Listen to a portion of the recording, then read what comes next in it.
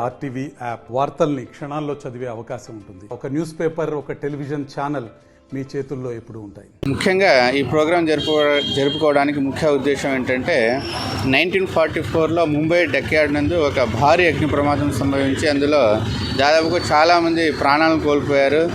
అందులో భాగంగానే ఆ ఫైర్ ఫైటింగ్స్లో పాల్గొన్నటువంటి సిబ్బంది కూడా చాలామంది తమ ప్రాణాలు సైతం కోల్పోవడం జరిగింది. వాళ్ళకు జ్ఞాపకార్థకంగా 1944 ఏప్రిల్ 14న fire service day, national fire service day అనేటువంటివి జరుపుకోవాలని చెప్పేసి నిర్ణయించడం జరిగింది. తరువాత కాలక్రమేణా ఈ అగ్ని ప్రమాదాలు ఎక్కువ కావడం వల్ల దీన్ని ఫైర్ సర్వీస్ వీక్గా కన్వర్ట్ చేసి ఒక వారం రోజుల పాటు వివిధ ప్రాంతాల్లో ఎక్కడైతే అగ్ని ప్రమాదాలు జరగడానికి స్కోప్ ఎక్కువ ఉంటుందో అటువంటి ప్రదేశాలందు వాళ్లకు అప్రమత్తం చేయాలి, అవగాహన కల్పించాలనే ఉద్దేశంతో దేశవ్యాప్తంగా కూడా ఏప్రిల్ 14th నుంచి 20th వరకు అగ్నిమాపక వారోత్సవాలు జరుపుకోవడం ఆనవాయితీగా వస్తుంది.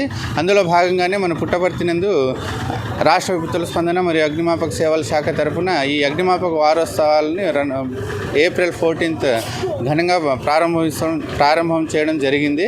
అందులో భాగంగా ఈరోజు రెండో రోజు ఈ ముఖ్యమైన కూడళ్లందు ఈ అవగాహన కార్యక్రమాన్ని కల్పిస్తూ పాంప్లెట్స్ని డిస్ట్రిబ్యూట్ చేస్తూ అందరికీ కూడా ఈ అగ్ని ప్రమాదాల పట్ల ఈ వేసవి రీత్యా కూడా మనం తీసుకోవాల్సినటువంటి జాగ్రత్తల గురించి వాళ్ళకి తెలియపరుస్తున్నామండి.